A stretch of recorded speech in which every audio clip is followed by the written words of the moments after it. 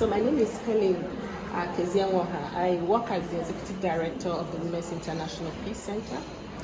This first annual peace convening on women's participation in the constitution-making process is aimed at engaging with women to find out to what extent they have been involved first with the implementation of the peace agreement, but to begin to raise their consciousness and awareness of the need for them to start now to articulate what they would like to see in the constitution, permanent constitution for South Sudan.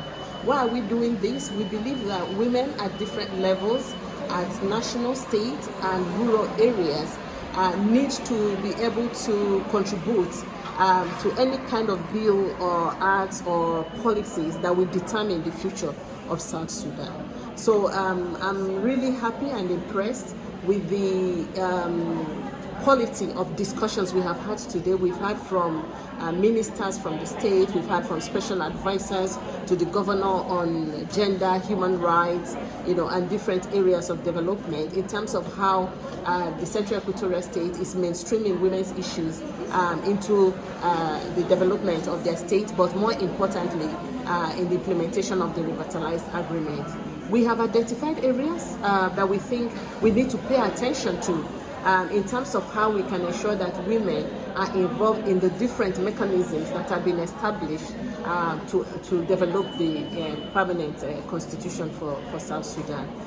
We hope that we'll continue to work with this specific team of people who are here, but also with our partners who are in South Sudan to make sure that we ensure wide range of women, young women, women living with disabilities, women in the rural areas are able to articulate their issues to inform the constitution-making process. So it's been a wonderful one-day meeting that we have had, but we also hope that it will be an annual event because this is the first one, so we are hoping that by next year we'll also have a second annual peace convening for women in Central Equatorial State.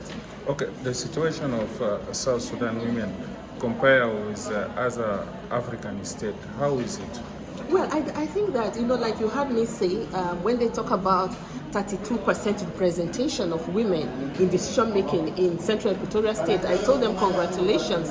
A lot of countries that are claimed to be advanced democracies do not have up to 30% representation of women. So I think in terms of representation is good. What we are missing is the quality of the representation and how the representation of women is translating to better quality of life for women and girls of South Sudan. So that is the area now we need to focus on in terms of supporting these women in leadership to be able to see how they ensure that their position in power translates to better life for women and girls.